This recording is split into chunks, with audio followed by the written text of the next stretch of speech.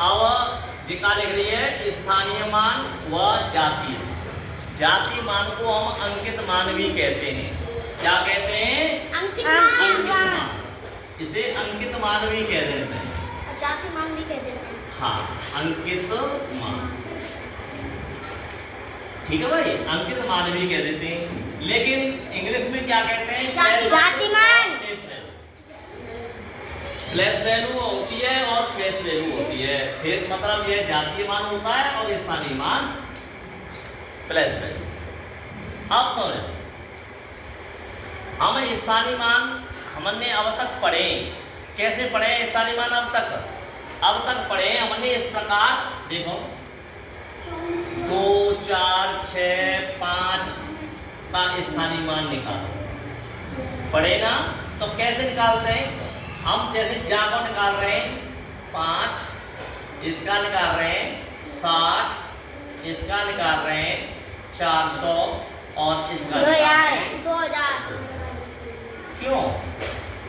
क्यों कैसे निकाल रहे हैं ये समझो। ये तो क्या है कि जो संख्या के बाद में जितने अंक होंगे उतने ही हम शून्य बढ़ा देते हैं। ये सेम टू सेम बात है गई।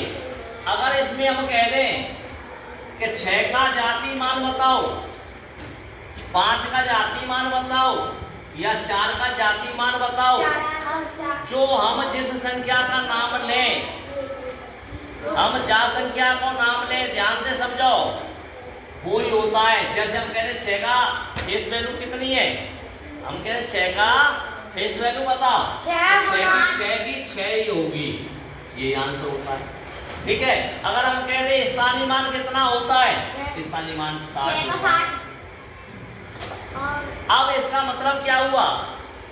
देखो, स्थान, आप कोई भी व्यक्ति हो उसका स्थान चेंज है जाओ, लेकिन उसका फेस चेंज नहीं होगा। भाई फेस जैसा है वैसा रहेगा, है? तो इसका मतलब फेस चेंज नहीं होता है, हमेशा स्थान चेंज हो जाता है। जैसे कि अब हम यहाँ पे पढ़ा रहे हैं, लेकिन थोड़ी देर पीछे हम घर पे जाएंगे तो घर को जगह तो चेंज हो जाएगी, लेकिन हमारा चेहरा चेंज नहीं होगा, हमारा नाम चेंज नहीं होगा, हम शरीर चेंज नहीं होगा, हम तो यूं पहुंच जाएंगे। ठीक है। अंकित मान इसी को कहते हैं, फेस को। ठीक है। और जातीय मान भी फेस को कहते हैं। जातीय मान है ना, इंग्लिश में फेस कहते हैं। तो कहने का मतलब यह है कि हमें जातीय मान कभी चेंज नहीं होता है और स्थानीय मान हमारा सदा चेंज हो जाता है। तुम्हें समझ में आ चुकी होगी स्थानीय मान और फेस वैल्यू की? आएगी समझ नहीं आएगी? हाँ। लेकिन ये तो सादा सिंपल थे।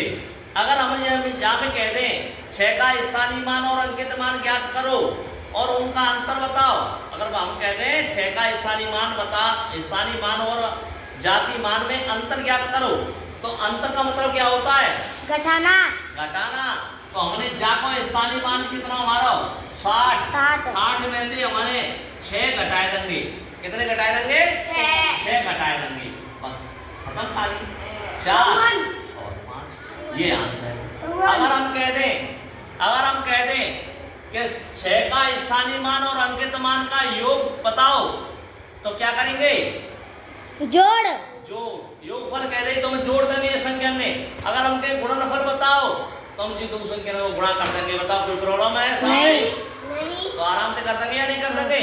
इस प्रकार स्थानीय मान निकाल सकते हैं। अगर अब स्थानीय मान इस प्रकार तो हम जानते हैं, अब हम दशमलव के स्थानीय मान कैसे निकालेंगे ये चीज आपको अब हम बताएंगे।